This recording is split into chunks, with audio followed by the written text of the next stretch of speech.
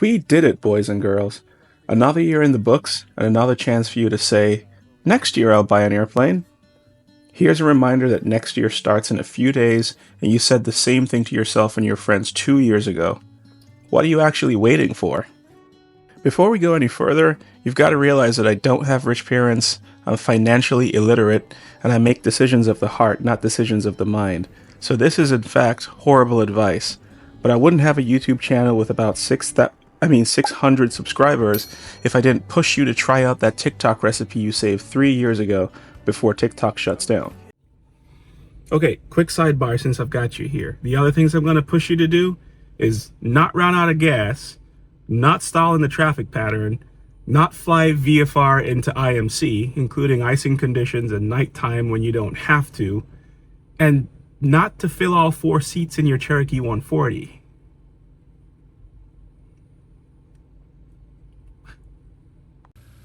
Okay, let's move on, because face it, if we're all blessed enough to be of right mind and physical capability of flying at 80 years old, subtract your current age from that number and bam, there's the number of flying summers you have left.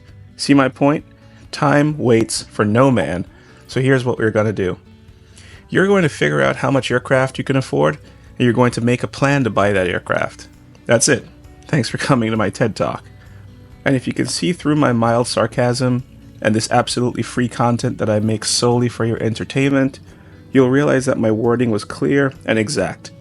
Figure out how much aircraft you can afford, and you're going to make a plan to buy that aircraft. By now, I can think of one of 3 reactions you could possibly have to that statement. Reaction number 1. But I already have an aircraft. Then great, good for you. Thanks for sharing. Reaction number 2. I can't afford an aircraft. Well, not with that attitude. Reaction number 3. I don't want an aircraft. Well, I'm not really sure what to do with that information, but I'm sure glad you're here and I value your participation in this channel. Let's focus on the reaction number 2 people, because here I am to tell you that anyone can afford an aircraft. If your budget is $10, then there's likely a used drone on Facebook Marketplace with your name on it. Get out into the world and fly it. Participate. It's all adding to your experience as an aviator anyway.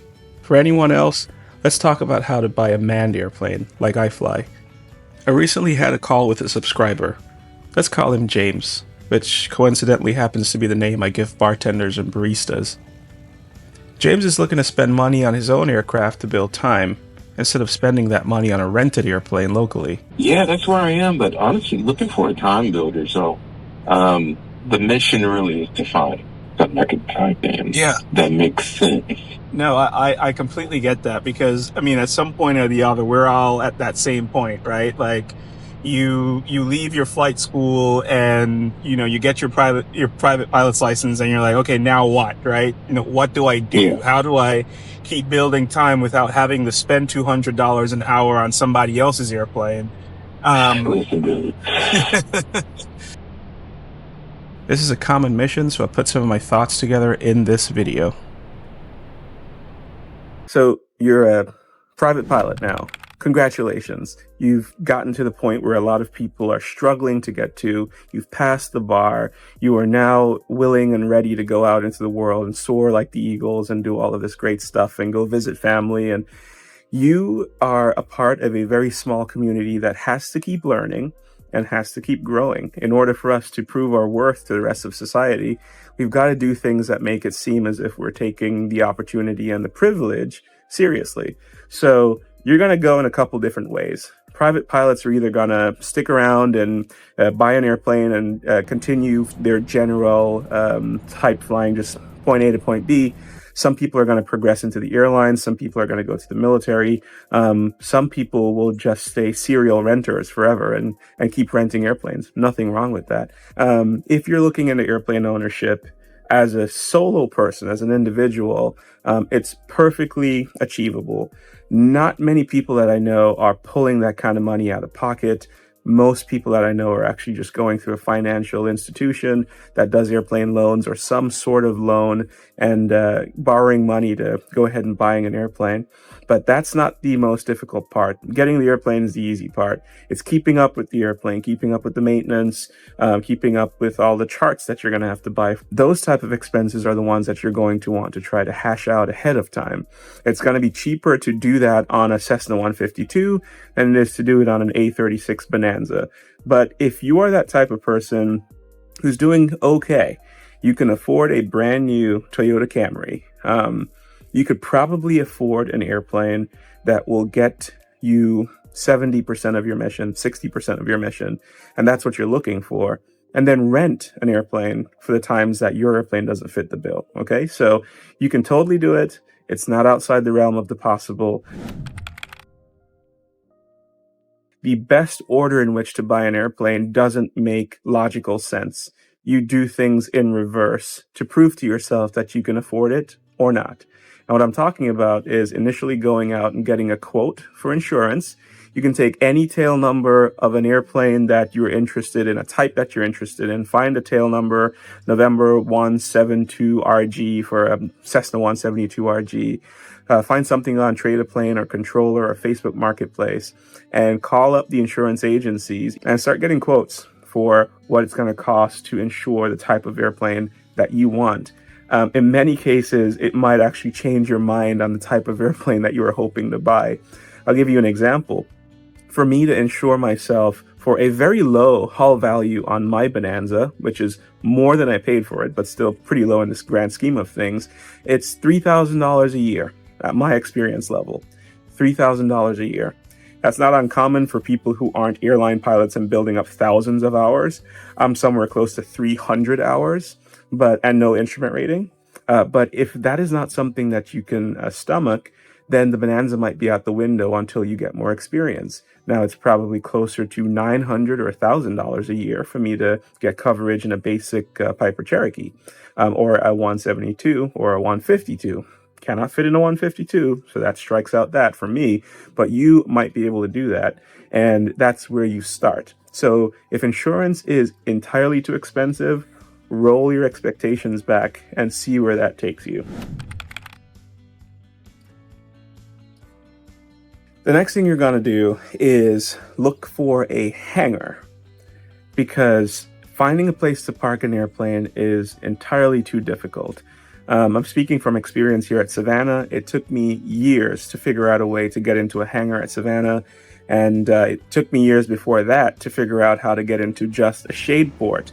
Now, people are going to go back and forth in the comments on Facebook or in your text messages and your group chats and say, yes, you need a hangar. You need to put your airplane in a hangar. Let me just offer up this piece of advice. A hangar is not strictly necessary. These airplanes were designed in a time when hangars and paved runways weren't a thing. They were made to be tough enough to take off of unimproved surfaces and stay outside. As a matter of fact, there's several examples of airplanes that are parked outside their entire lives. I mean, look at the entire airline fleet. They're only inside when they need maintenance. Look at the Civil Air Patrol. Their airplanes are only inside when they're getting maintained. Those are working airplanes and they fly often, so they don't break as much as an airplane that's just going to be sitting in a hangar. So the hangar might not make or break your decision, but getting access to a place to put the airplane just might. If you couldn't stomach that, then you take the other step down and you look for a shade port just to get the sun off of the airplane. You'll still get some rain and some dust getting onto the aircraft, but it's a flying airplane. It's a working airplane. Put it to work. It's going to be perfectly fine outside. And if there are no shade ports, tying down in the open is a perfectly fine idea for most general aviation airplanes. Maybe not a fabric airplane, maybe not a truly composite airplane, but being outside with an aluminum airplane, your typical airplanes, 172s, 152s, Cherokees, Tigers, Grumman, whatever, Cheetahs, Bonanzas, they will be perfectly fine outside if you take some precautions. And some of those precautions are just keeping up with lubrication, keeping up with maintenance, flying the airplane once a week, or having a friend fly the airplane once a week. Those are going to keep the airplane in tip-top shape. I've gone ahead and bought a cover for my Piper Arrow, and when my airplane is parked onto the shadeboard, I still put a cover over it. Keeps the sun out of the cockpit, keeps the interior a lot nicer, and keeps little leaks from getting into the cabin. So you don't need a hanger, but you really want to look for one even before you have the airplane, just to give yourself an idea of the availability and the cost.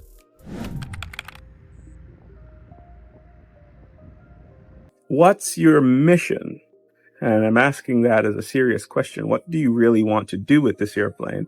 Because I get a lot of stories of people who think they want to fly their families around and take all of these family trips. And realistically, your son, your daughter, your wife, or your husband probably has other things to do that doesn't involve flying around on a small airplane. And you're going to end up flying that airplane solo more than you'd think.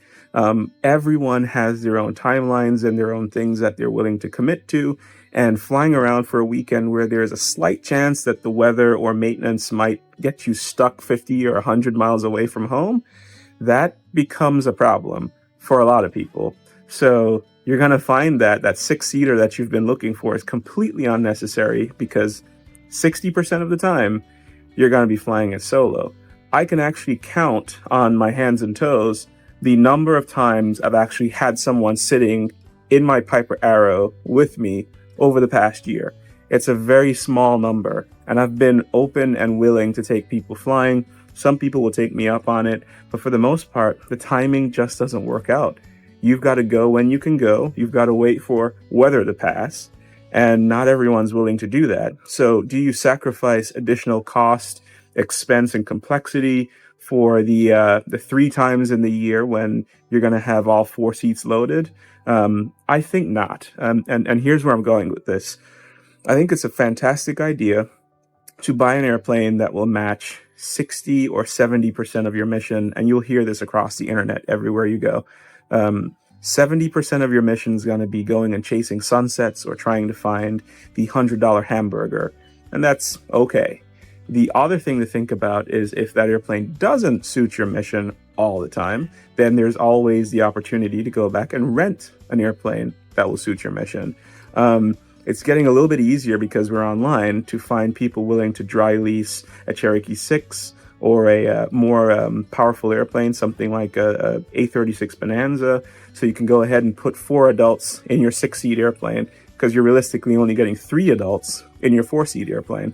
Weight and balance, you're going to learn something about that in private pilot school. But yeah, that's where I would point people to, is going with an airplane that matches the most of their mission, which likely will not be flying your kids when they should be in school, and renting for the opportunities, the times when you need something better. Let's land this airplane or dock this boat. You've gotten your pilot's license. Congratulations. You've bought an airplane. Congrats. You have or have not taken on partners in your airplane. That's all up to you. And I just want to say that even if you're thinking about this right now, you're already going down the right path. Just remember that you're going to want to do things in reverse and really see if it makes sense for your financial situation for the long term, not just for the next few months, but for the next year, 5 years, 10 years. You're going to have this airplane for a while. So I'm going to want you to go out and get an insurance quote. I'm going to want you to go out and have a quote for a hangar at several different airports that you can drive to within 20, 30 minutes, 45 minutes from your home, up to an hour and a half even. And then I want you to start considering your mission and the airplane that you actually need, not the airplane that you might actually want. After that point, if you can answer all those questions and satisfy yourself, check the numbers against someone else who's flying their own airplane, buy an A&P a coffee and tell him or her that they are the most amazing person in the world. That tends to get them going. And then develop those relationships and fly. I really look forward to having some of you out here flying with me and taking this journey alongside me, meeting up at Oshkosh, going down to Sun and Fun, learning as we go, staying safe. I mean, nothing else matters if we're not staying safe. And we'll see where this journey leads us.